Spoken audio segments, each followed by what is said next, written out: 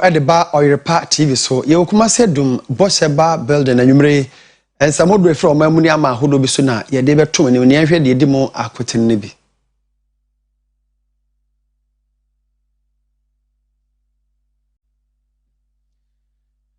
Nana adodankwa akufo ado mampani de atodwa se ewiem nsakraya ede wo hawa ba ye no ba ye nsuo ne honkro de ba no na fam de obeya bo ho ban no obeye That's why we bring Ghana to a DNA now. Or the two are said over there, no boy at the four, a boy, by a few. We are, Oyerepa News. Odonsia Oyerepa 100.7 Kumasi Edu. Business runabout and you put a year a process and if you are Boja Yakasiabo, getting in a somo our Akankasam and some AD Apotino B and Sem. A foot to Aquam assemblies are who dwelling in us a green gun and one penny for America, Dada Donald Trump. Was had it so both for Bono, a fan crater be Humbra, who free White House or no.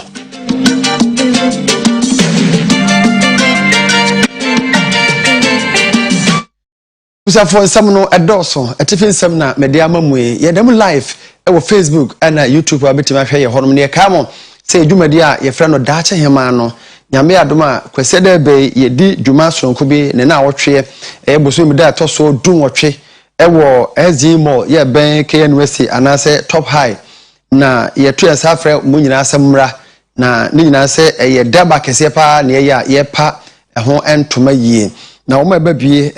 keme mayo ra sampine baby ye maame Eunice Norton antenna ono so baby ene adwumefo a ewo Oyerepa ene miamia ato yansa from nyina eba enti bomoden bibia ne abetima frɛ 0242087473 na yaje so Newman College Department of Nursing Sebra wa person di nurse na odi ne ye ne ho na fo ne kire oba adesua no bekoso kama students loan obeji bi baby abede nyina ye wo ewo honom eno achi uwie na apeso tu kwa abrochira obekone tiawa sanse etichafo abemfo na kira de wo demonstration room no eno so ye kese pa atwomata chiman na school yi ewo obetima atomo nkra 0574661117 na yaje so virtuous women ede dwumadie sonko bi ba nyakopon ya adoma dwuade be ye ewo Calvary Methodist amakom enti yeto yansa afro sebra na yina no yebebo mpaye ene kasachire pi so na ebekoso abasobo dwumadie no yegoso ye Centers Ghana Media Personality Awards na Oyerepa yenyuma yefo no num na yabo mudin a obetimanya abasobo bi dedi kan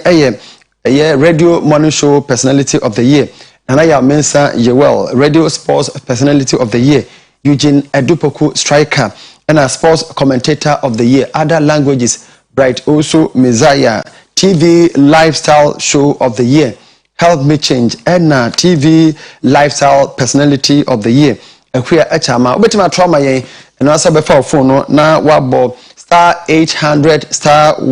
*1212 hash and one no the make count TV bia say afre 0545527747 na yache moso oduefo na nasabre pina manie na matrasia medeka sebo ebremu abusafo ensem nyina enie ena Green Ghana dwumadie no oye ne kese pa ewo University of Ghana main park ewo enkran no mampani abedekire omampani na nado dankwa akufo ado ena odi anim a ohwema dwumadie ne ba so he na odi tu dwabiem se ne ba wa se obehwe na wabɔ ye nkwa ye ho ban wabɔ ye nsuo ho ban no obehwe na watoa so aye san se ye bɔ ho ban a mfaso bebre ene wo mu ede man. Climate change could push more than 100 million people into extreme poverty by 2030 and reduce crop yields by up to 30% in Africa by 2050. This is the challenge we face. Today, we see the effects of this crisis in the form of floods, droughts, heat waves, crop failures, diseases, and conflicts. Ironically, even though our continent is the least contributor to global warming, we are among the most vulnerable to the impacts of climate change. My government remains fully committed to protecting our environment and our people and contributing to global efforts to halt climate change. Government will therefore continue to explore all avenues to enhance our forest cover through afforestation and reforestation programs and protect our natural resources through community-based management and conservation initiatives. Today, your contribution is to step out, take a seedling, plant it, and make sure it grows. I encourage each and every one of you, my fellow Ghanaians, and indeed all persons living in Ghana, young and old, men and women, urban and rural, to join me on this historic day in this national tree planting exercise. We're planting for ourselves, our children, our country, and our planet. Together, let us go planting 10 million trees and nurture them to maturity. That's why we Green Ghana and a course or University of Ghana. No, now, o meso afwa o hensa say ni name odoma kwa dia ma ye lands and natural resources. Honorable Samuel ebo jinapo ono so to no bo ase chire mo mfa so a ebo enuemu ema adasama. Mr. President, this year we have chosen as our theme for the Green Ghana the quote, "Our forests, our health," end quote. This theme was inspired by the theme for this year's International Day of Forests, observed each year on March 21st, underscores the importance of forests and, for that matter, trees to our health, our survival, and the survival of planet Earth. According to expert reports, one mature tree can provide oxygen for up to 10 people annually. This is how essential trees are to our very survival. Ladies and gentlemen, the wealth of a nation depends on its health. And if trees are crucial for our health, then they are obviously indispensable to our socio-economic development. That is why, under the direction of President Akufo-Addo, the Ministry of Lands and Natural Resources, acting through the Forestry Commission, continues to implement several interventions in collaboration with state and non-state actors to address deforestation and forest degradation. These include the implementation of the Ghana Forest Plantation Strategy, the Forest Investment Program, the National Alternative Employment and Livelihood Program, the Ghana Landscape Restoration and Small-Scale Mining Project, and the Cocoa and Forest Initiative. Mr. President, for example, under the Forest Plantation Strategy in particular, I am happy to report that between 2017 and 2022, we have cultivated over 690,000 hectares of forests through initiatives such as forest plantation, enrichment planting, and trees on farms. But we are not only focusing on forests. We recognize the important role trees in cities and towns play in the provision of clean air and the beautification of our landscapes. Thus, last year, in partnership with the Department of Parks and Gardens and Urban Roads, the Ministry of Lands and Natural Resources launched the Green Streets Project to plant appropriate trees in the medians of our roads and along major streets to beautify our cities and provide environmental-related benefits for a healthy and sustainable Ghana. Ene Green Ghana Korea uko mrasebe chiame Yura Alban Kensford Sumana Gbagben esu di mrasebe jefo anim emodua nrane be se ahasa ene akire na ode atodwa se odi ho yawo se ye boka ye dua nuai na Ghana fo ye ni ankasa ene da ho bone ye se nua no. Forests, the large lands of our planet, play an irreplaceable role in mitigating the impacts of climate change. They act as a natural carbon sinks, absorbing carbon dioxide and replenishing our atmosphere with oxygen, ensuring that the air we breathe remains pure and invigorating. And this explains why when you are sitting under a tree, you easily doze off into deep sleep. It is important that we recognize the immense value of these ecosystems and proactively measure to conserve and restore all of the trees we have so much depleted. But what is the state of the forest reserve in Ghana? Ghana has witnessed a significant decline in forest cover over the years. Once blessed with a vast expanse of thriving rainforests, our country now ranks among the tropical nations with the highest percentage of deforestation. The alarming statistics speak for themselves. From a staggering 8.2 million hectares in 1900, our forest cover has dwindled to a mere 1.6 million hectares. This distressing trend highlights the environmental degradation caused by various factors, including informal small-scale gold mining and those who engage in what is called gather and sell. Na Green Ghana jumedie yemu oko hafu go so mahene na nakwese bosompra odi kan so de todwa se enwuma eye koko ho adwuma eye timba ho adwuma ene omu nyina ehunu amane omu nya niema oso omede ye no isan se yenkwae ni nyina no twemu nu nyina ma asa wode ato nana no manim se yemmoa forestry commission for ne aban na Green Ghana no yenya manye fe Medas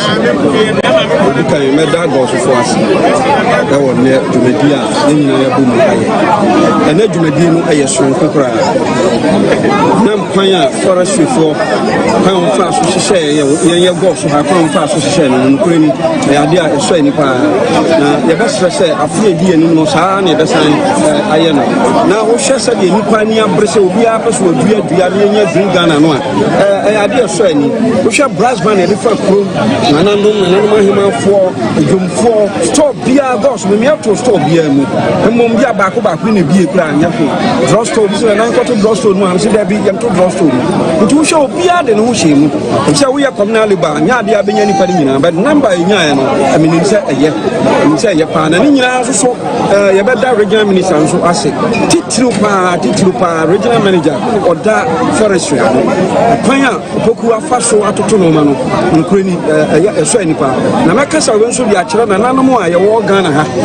say Green Ghana no edu a ye nyina ye mfiri ahemfie na ye mfiri ahoma mehim ye da bia ne betra ahemfie wi ye be wuntem ye nyire ho ne enua no ko ne ye ne adia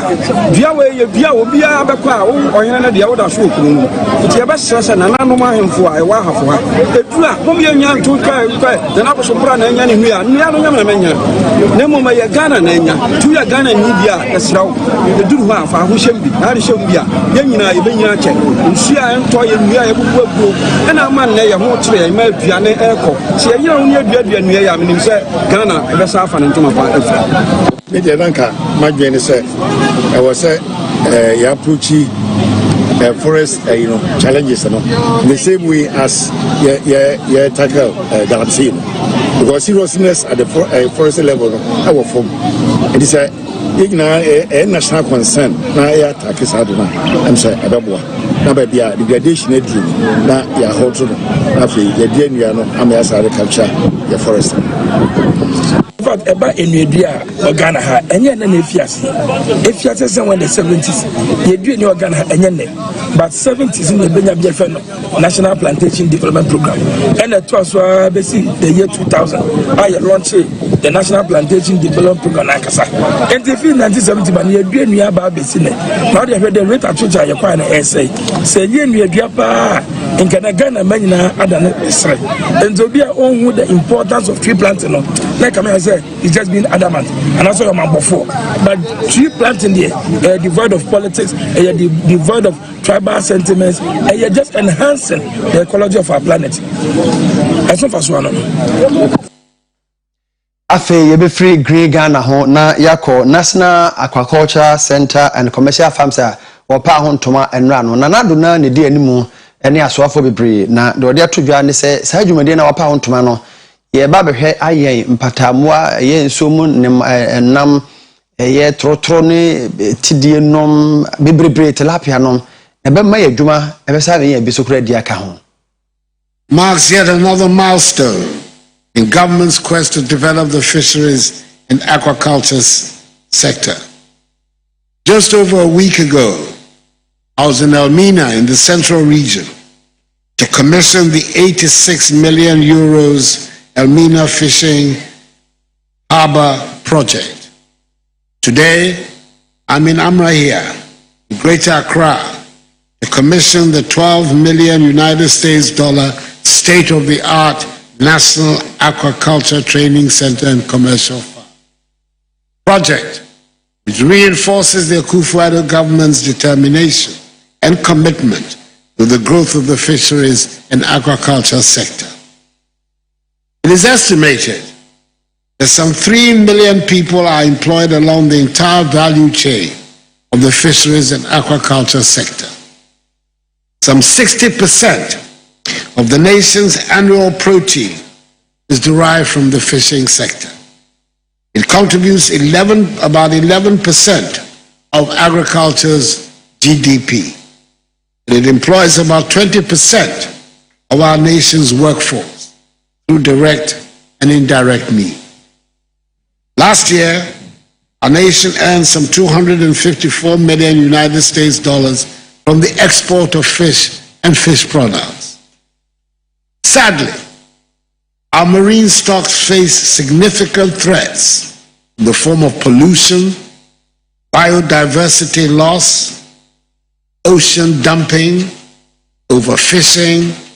and other maritime threats, including overexploitation, illegal, unreported, and unregulated fishing, piracy, and trafficking. These avoidable threats affect the livelihoods of millions of people. They affect food security prospects. They affect critical infrastructure. And they affect important ecosystems. To address the challenge of dwindling catches from the sea and increasing demand for fish, government in 2019, recognition of the potential of the aquaculture subsector, granted approval for the implementation of the Greenhouse Aquaculture Technology System. Abusafo se ye kwan ye wo bibia ye fra na bitumi ya ye de ye ene kura timi de ye paint ye satum de ye nchensen e fa baabi na ye krefre ama hodo so na so goal ye o Ghana ene Cote d'Ivoire kan bomu a Ghana ye ne yankese be ye bie na se wonya beto dwa bra na goal for eye omo nhia mu etoso aduonum enan ena ye womo board of directors no chairman Regional Daniel Lai etie ho a ode kire nsentwefo outlook. The future is bright for the company as our long-awaited bitumen business in partnership with SMB of Ivory Coast is currently in operation. However, we are sure that once the current economic challenges are overcome, the government will be able to construct more roads in the country, which will culminate in increased sale of bitumen. We also expect that the government will extend the local content requirement to road construction to reduce imports of bitumen, particularly polymer-modified bitumen, the PMB, which the company produces domestically. The PMB possesses a resilient and long-lasting future capable of sustaining and preserving roads for a longer period than the regular asphalted roads. It is our expectation that the terminal will produce the required quantities of PMB sufficient to serve the needs of the roads construction sector and to serve as an export product to other countries, particularly in the West African sub-region. The construction of the cylinder refilling plant at both Tema and Kumasi comes under the creation of the Cylinder Recirculation Model CRM, which is a framework. For your TSC, Amanyo Simona, Enora, Alan Koyocha Martin, Page, Medibi Huntuma, Watun Alan Cash donation platform or the best Resika at the end campaign. Now, Honorable Patricia Apiaja or Kumasa Sukamra Sebani Kobe or there to just say, Alan Koyocha Martin and the bread umi or send people to Abamano, now over to Franca and the Mama in your corner. Our dear followers, I must say, you just listen to a visionary leader. Adia ye no. Enyema ye beya ne ha enne no. Eno na me pese Ghana fo nyina di woni esiso. Efise ewiase aye we yentumi nante se manante aduru baabi ohaw wo ho intimija ohaw no ho no makwatese. You need somebody or vision or creative mind, critical thinker. You need somebody or non susu or innovative. Na yebra alanchemati and ne adia yayan wahe wa demonstrate sadia. The American is yani wahe nyina ne Ghana for mutie. Say, who should leader? Or one who brassier? Nimunia sem, or one yamisro, or what or domenipa, or what tima emanipa, not ordinary nipa, and nubi and I ene. Your program, yeah, ra alanche mati, where you ne didi atre. Utumi edi nadwene asesa bibi ema bibi ebem enti se yenyina yewo ahweye ewasi yehu babia ye vote ebeko enti yebedam ase se yetu yensa efremo ensu etoi motiti atom na maba abeta dwumadie fefe yechi na yesre nyankopon said there or no wakan enua na bebem bibia ni we besesa enti said there wakan ye no o say me di abai eye nipa no for the people by the people of the people enti sa nipa no na ye hwehwe wo ye man enti mesre sababi a wubetu nan bia wubekọ nipa mienu miensa engage them enti yebekọ enwomasuomu kakra Director General Deputy Acting Emma enwomasua asoye no ye Ura Steven Kwaku Wusu ede atodwa akache teacher fo nyina se ye kire nkwada de a ye nkire wo subampa ne ntete papa de friend say moral attitude no na ye mfansesa enema mfiri wasetrem no wabrabo mo kwabra friend Paul Manso KFM eto so ede amaye ene adesuafo a aba begentete wo St. Louis College of Education na wanya entete na wi a okwa abonten akwa akokire ye ma no ade no waye entotoye amamre ne amane agya wo no mokwan de ma enne dwumade ne yesronko ne se degree a Ghana Education Service wade ba College of Education mu no we no ene de edikan a omukofie with a degree Awamako College of Education. Ora Steven Kwaku Owusu ewa futuo edema adekyerefo ene wonoma ene wo kofi no yenkone yenkotie no emofra no yade a oji o teacher die pa akyerefo di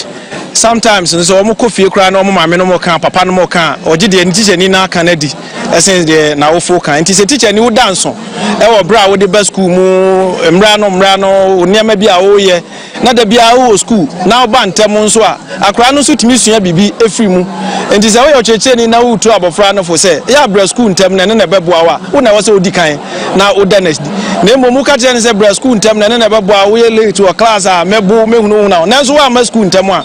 abofra no wo se de wo kan na nya papa enti na wo ntimi nye no enu ti ne yetu a cherecherefo nyina fo se de ye pese mofra no ye no e wo se ye ne edi kan ne ye da bia ye mra school na yemra entem nso na mofra no nso hwe ye no munsua ye de to so bie mu aye pese o mu da na di sonko eye afutuo mbetu nkwara no e so mutu nkwara no fo pa na nkwara na nkasa ni bo ho so no te ase se ye mome ye ntime ye ntiame na nso de me ye ne me ankasa mahu se nya de papa enti magyaye se no no basa de a akwara na sesa emre tintin pa ne mom se ye de aba na ehunu na omo ye de ani na epokyere omo ye de ensa na eti omo a se wuni opa akwara na be ye de no ye no enti afutuo nso ya de a ehia ye maame Monica Konie Mensa wano na ye principal Edema St. Louis College of Education was say how ewo nipa brabom ne ba adekire ene adesua mu a St. Louis College of Education ewo bi adofo emeboa wonom the challenge kese infrastructure first no naka all the students omubabom basisia no ya chem cohort 1 and 2 no mo ha sisia ya wo level 200 and a level 400 and omo ha level 100 e ko fie just last week and a 200 aba replace some tie bom pa say e benya more accommodation tie bom pa say nyame be ya dom na e benya more classrooms a e be bo ankwala no any hostel facilities ombenya bebi ombeda ni classrooms tie bom pa yenya hostel na ka yesre se nche bia na ka classrooms nso abeka ho se na e be ya ye betumi akira de abom yada so wa asante manteme mu na ye kɔ kwada so constituency sa ufri kwada so na odo ani kyerɛ eye twade na ofo ase kwan a enkura obefa mu bie no efri kwada so ho na ohwimase ɛwɔ ho nom na ona mu akosi danche mo so tachiman bɔko twade na akɔ ofo ase na afa so a ahwɛ a obesu ni so sanse kwan ne nye ɔhyɛ ase nye ne ɔte saa ɔha ɔde abro manfo de gofredanim ɛna akɔ no makɔtwi san kɔmɔ no Adeshi wo atwomata chiman kwada so abato mposhe so e wa santimantem ha e na ehwe se ensem a wo tie se aban ne mpanyefo so waye won kwan no nokre bi anim enei e kwan da ho da mpan a enya nsu enu akra me dimofre na me spring me top buyi e ma me kwa kwam e fa ka foforo dimofra na yedai e ku school mu enti mesre mpanimfo na nado ene wo hwe kwan a wo mbae wo mbefa ha no a wo se kwan yegu na asphalt ye kwan so ye hu asphalt bia wo so from hwimase etu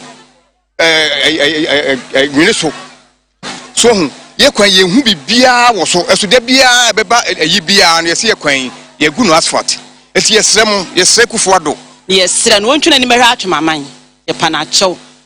ye sre ne kwan ne nye ono a obetwa mu ko atwade ohunu se ne kwan ne nye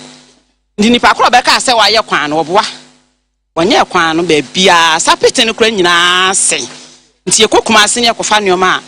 ye charge ye broso nam se ye kwan nye nti ana ado ne mpanifo ye sre no wontwena ni mehwa atwemama kakra no ye mobo ama ye dwadie na akofom ye sre na me wa kwan no a waya ne saa no ha yen wobi kura ye ni project bi wo kwan ho a bra wo ye mu adwuma didie mo betu ni nyira ato agwa mo ma no duane abo mu so ama anye kwan no se wo firi hwima se ba wo du fosuka ho opposite wo hema ho hwe atfat mo kura mo aha kakra de mo aye kwan no a mo de mo cars ne nam so mo bu yesen ti yesra na na ado preman o chini ba yesra se won tini ni no hwe o men enti wo hwe ni peka se ye nyina e ya hom tese ne yaw enti yesra ban ne se o tituru so de road minister kasi aye kwan ne chese ma capture se ma ye minimba bia budget no se mo chese ka na mo dia be yo ana sikira ko dia nkran ko bi botomo a mo timi a capture se ma ye no ne chese mu hwe mu ye ma ye because bintimi nkyere se mo timi a capture se ma ye na ekwa ma ye no afebe ba hwe no esuo tutu na ye ne chese nya ne kora bibia actor chima o baabi enti yesre se mo hwe mu ye nya de ye ka mo nya na sem hia ma ye e asem hia ka se pa ye ni abre ye na ye ka no hwe kwan ya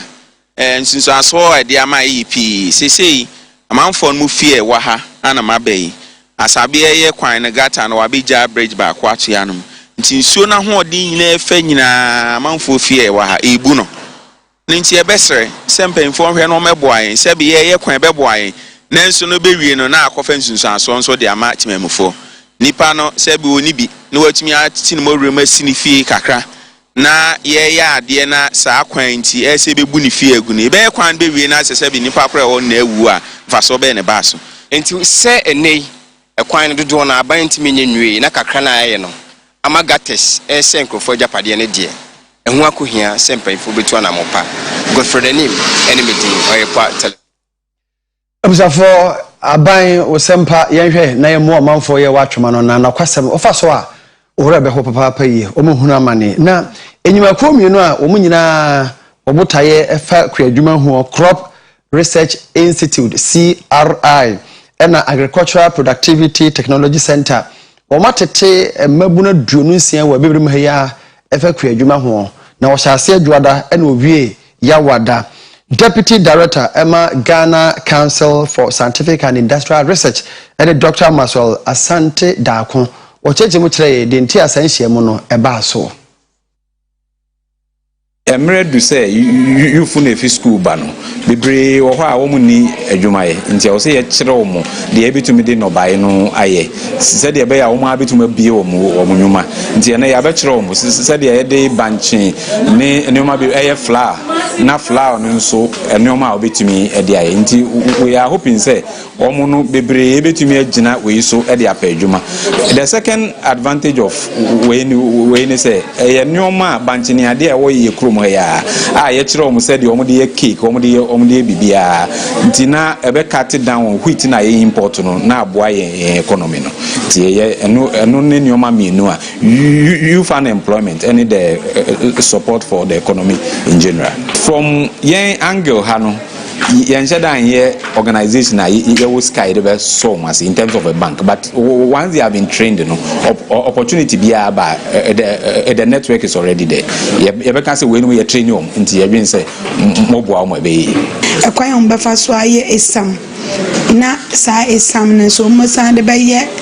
pastries aye de wheat flour eye into mo go through ya chere wo mo said wo mo de rice emo enya emo no grain na ye din whole grain na ye din emom broken one and as a less quality one no ya turning into flour yetimi de 100% rice cookies wo hwia yankan che say emo kwan na ye de ye mpa unjeni na ya sanso aye high quality cassava flour and also you 100% aye cake. But problem one says wo kokrum say wo kotosa esam na wunya bi nto. Nti na de we mu abaha ye kire mo so that wo betimi aye no large scale. Nti wo be ko dwom be ko shopping mall bi bia na sam no ye available.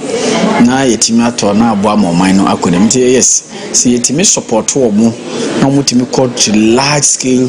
flour production na ebe bo ama ye kerosene na ye very stable. Ebe say create adwuma so because me buy in fact me anyama bebre I've learned a lot me tigana but I don't even know cross it me the cassava and a banchi flour is some na be who say it me the cake pancake sweet potato puree the puree itself I didn't know what about na me ni ma de crop but me ba ma be who senia enti me ku me nye bibie free mu kra na nye sweet potato chips. And you better say na bunch no ye duane pii se de be betimi de bia ye sam ene ho kra ne ba ye firi ona fe yakọ enwumesuemu eye menstrual hygiene day no ye guso a ye die na akọ anomanye MA basic school a omso ahyefa kese e wo honom na headmaster oda no school na no yewura Kenneth apia dakon ode ato abayanim say de abandi free SHS aba na amanfo didi kwa na school fee de wo amanfo didi kwa no nkebe ya emamu ase pad no ye obu nsa odi siesie ho no ene so ka ba anye ne free mfama wo mo na ma bi bre ya wo ntemi nto ebeka sa esebuo ho asem na ama amafo se enya de bi e ya de boni le mumu ya de a obo ade eboka nipa ya sa asra aban se eto no a odo tutu sanitary pads amoase no a ba omo ye no besra aban so betimi a onye hu bibi na wo krom kura de ya na enye musa se obeko nkrasi na bi the toilet room ebi de ntumago muwa enoma ma yare bebre ba Dr. Pokra edi mu adanse ye stress abanhwe na to a omude atoto saa sanitary pass ni so obabua na onyi mfiri okra obetete so na akra bia nso a ko school o man mu bia said the school fee bia ba no ka ban so the best say busumi bia no obetima provide one sanitary pad na ka no so babua ama ya man so amude bia so na busafo sa dwumade na sebra head teacher kasa wie ya pɛ no ɛna maame Agnes Sechi ya ono ɛyɛ swame municipal girls education officer so kasa ye na futuo ɛna ɔde ma awfo abatan ahwɛfo ɛfa wo ma nsabuo ho bakɔ saati bia ni ma tunofo sɛne ɛbɛ yɛ obetumi atwe no ho afi me magoro na wakɔfa mpewani nsɛn yɛmɔfra no nso yɛbɛsrɛ ɔmo sɛ ebi saa mmerɛ no a ɔmo ho siesie ɛbɛyɛ ade a ɛbɛhia ɔmo paa ne titiriw ne adwareɛ ɛsiane sɛ ɛyɛ mogya na efi ɔmo ho ɛba na mogya no nso ɛnyan ne nti te sɛ anɔpa ɔsɔre a ɔdware siesie no ho ofiri skuul ba ọbọ mọdún so obedware no wose yesiesie no na ama na hu die no atumi awie pɛ na afi yasan atu omfu bio sɛ tibia na wakomu no ɛyɛ ɔba ade ɛna aba abata ɔba bia ɛyɛ normal ɛnyɛ bibia ɛhu ɛnyɛ bibia ɛfɛre ɛnyɛ bibia ɛsere ɛnti sɛ esi na adesua ho kwan sɛ bia ɔwɔ yaw bi anase owo kwati bia bi mu a ye wo kwa hodo a ye betumi afa so na wasi saa eyaw na okom e bia ye no man nsuo hye ya onua nsuo kakra there just a glass of it, a cup of it na onuma eyaw na okom no obefiri mu abusafo mani guso amohwe Oyerepa TV no sia kase abo ne fie ye de bramo yi me homaso na matonkra me ba de by sports bright also Messiah e wo ha entertainment e ka ho mesan ba bio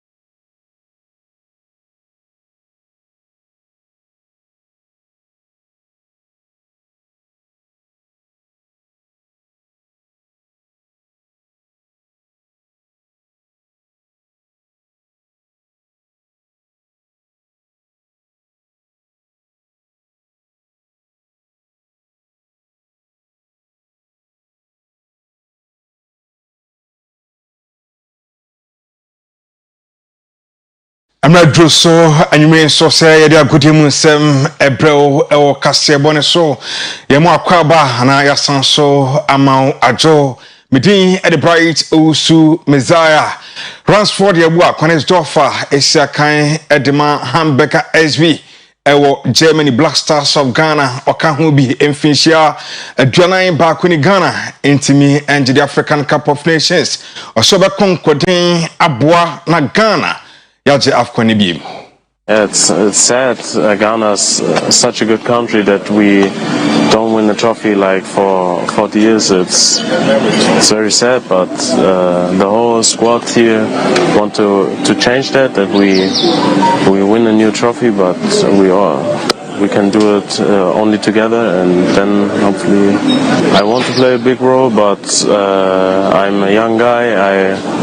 I have to wait for experienced people, so I want to do my best, but I know I can not improve right now because how should I explain? Neil Armstrong Motagbe, a former MD Edema Accra Hearts of Folk Okasa Ose any Sadia House of Folk Bobo Kunema Enkoye no ayare hosempa na mum o gidie se nema bekoye Edema House enche House of Folk epe coacha omo empe coacha obeboa na supporters board management any so di hunu oboa amana bam. Oh, well, I think the leagues are every out of 4 fan will not be happy with where we are today. I still see some glimmers of hope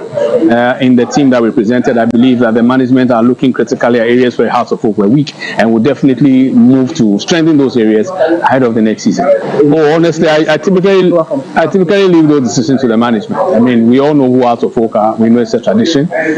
It's called hordes of supporters following. So you need a coach with the temperament to handle both the expectations of management and the expectations of fans. For me, that's one of the underpinning elements that a coach must have. The other criteria, I believe our executive chairman, Toby Apede, and the management members, the board members, are well versed in the type of person that can hold all the stakeholder interest in Hearts of Folk and ensure that he's delivering to all stakeholders. That's the type of coach that I believe Hearts of Folk need.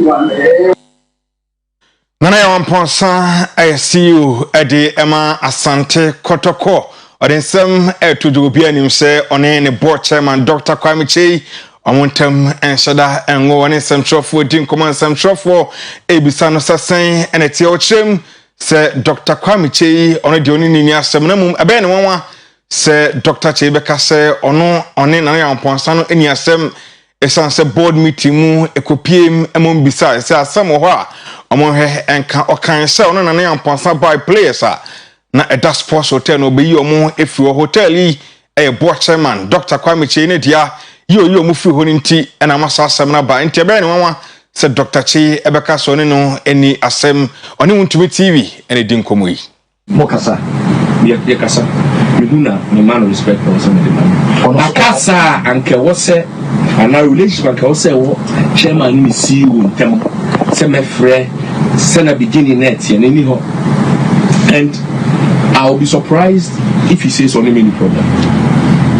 But so okay, this issue has come up at board meeting before.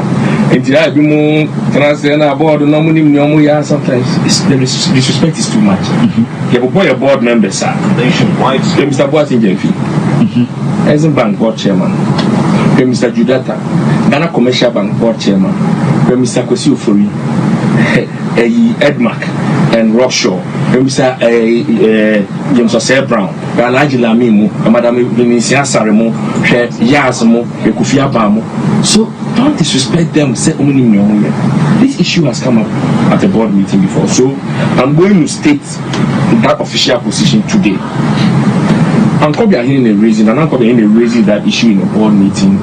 earlier on in our, I think the first season. So there seems to be something between chairman and Naya. So we need to discuss as a board. Chairman said then he didn't have a problem with me. So they said, I come here and said, no, chairman, can't problem, no need to solve it. Then he said, his problem is that I've taken players away from his hotel. said the Yabana is school, you didn't know players a free. This was main Waka officially our matter. So I will explain that incident. Yaba and Yabatu said not players, any officials 21 at the sports hotel, which I understand is his. So I went to him and I was chairman. Yeah, recall players, you know, to report for camp. We found out Nipa say at the hotel. Now for the long term plan, and the ever said on by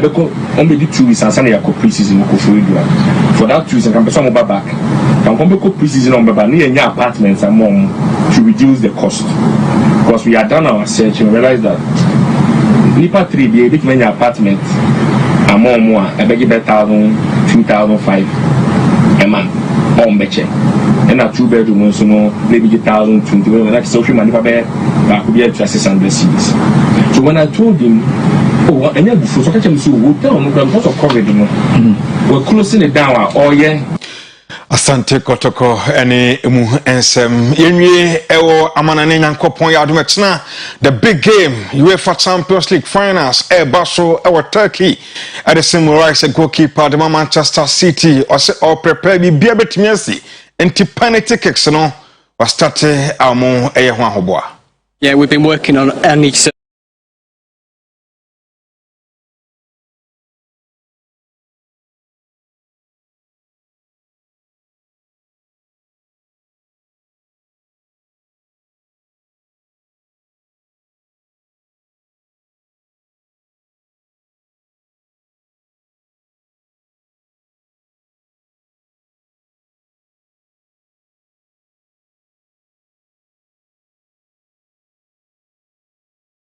Even some no ediba numania DAC within the bright also Messiah Nanaman full entertainment news and now dear 12 so.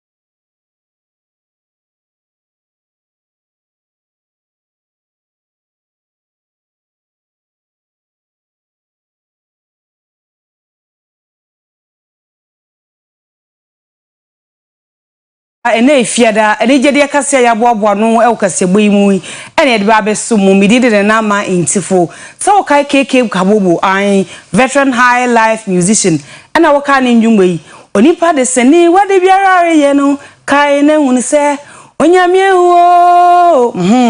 osesa anwum ne bato se kim ana manfo som de ekuti anwum titu ne akrafo osenketo an kwa no mu en yentenche wumbra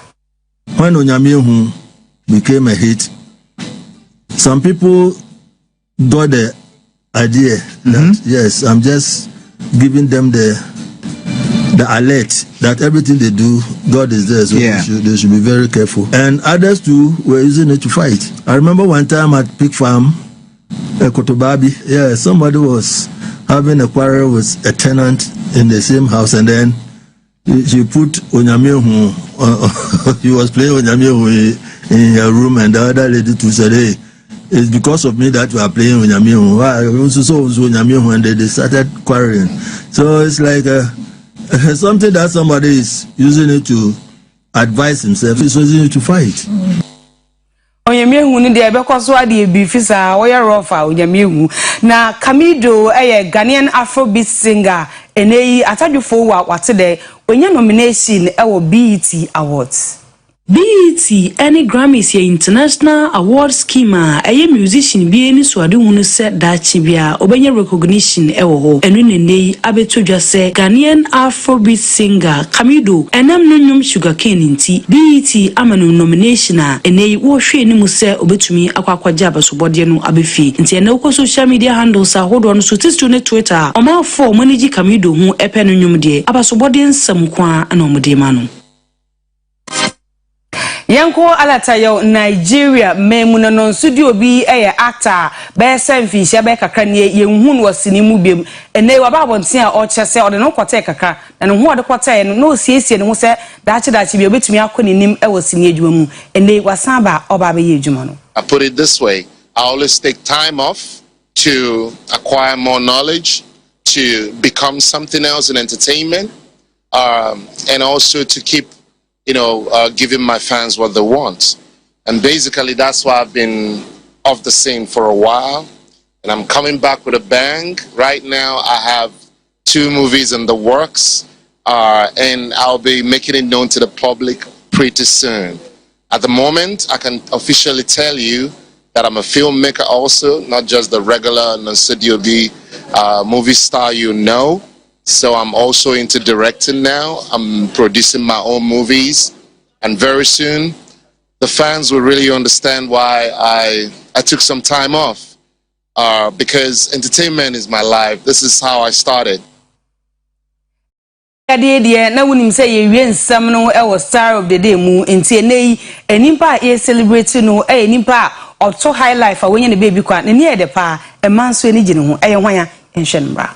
The late Dasibra Jomna, Ghanaian high life singer and songwriter. Edia now follow to no Abubakar Sidi, war in 1968. The early 1990s, Muno Yiri to a new Toma, Edidi Moa 1999. Nanu you made in Kankra one tin Samenu, and Lord Kenya Ekabo Ma, or born you man or to the Kokoko. San you never GD Papa Panam so a yini PM man sign etininka. Enuechi or the Numa would P. Ebabontia, Nina so Ghana for 82 ma oboje so. The year 2006 wo Heathrow Airport na ye ne se cocaine chane bag ma odi tu kwan oyina no bia na nso enkosi aga nam so omo che ne kotu fiase abosumi duba ko ofi fiase pie ye no na obebo onwuma watu di ntwa so ene jimi. The year 2016 na yare bo no a enam so ma ba ma wu ebefa no ko asamado wajaba so body ahodo pi ebi ne songwriter of the year, best male vocal performance, album of the year ene somebody who do pi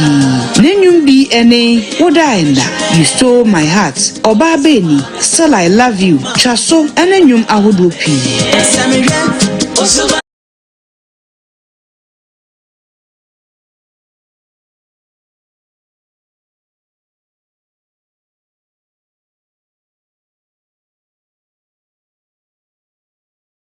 Wobwa no kase wenwi na emfansi e wa ha midide na na ma intifo oduafo na na sabre pe na ma de kase wono to so akwamanfo nkro ahodo so bidin e na na ma intifo biom memamunu hwe a ejema brew.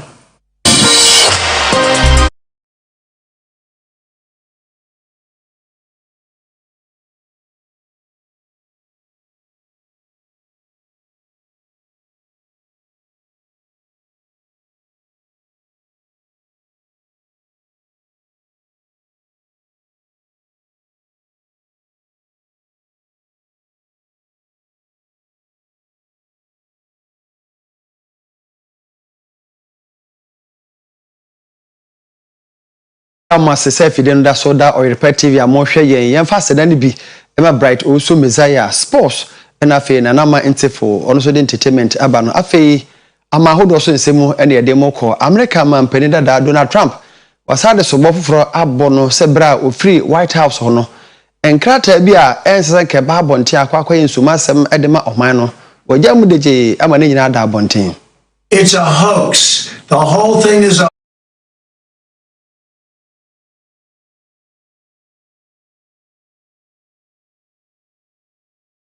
ni Donald Trump no die free mu ba ne se opani nkrata bia no ni ho kwan se nka odi be free omampani atena ye White House a odi koye ni ntino ehun akohia pa se odonfo ya adom ebnada ewe anim no omampani dada Donald Trump emepiem wo Federal Court of Miami, Florida na se obana se bone dia anhwe omampani betimi akoda afiase eno mu ena omampani Donald Trump aba be chem se ensema dia to ne su nyina enya dia odi ho fo na ni nyina mu no sese dia kamiense America man kakra won democracy no ena nipa bi etumi abedi wonsem edi twitwi efom saa na on de warehyimu se ebrepam no bibibia bekoyi ama America man nso asa sori agina ho biem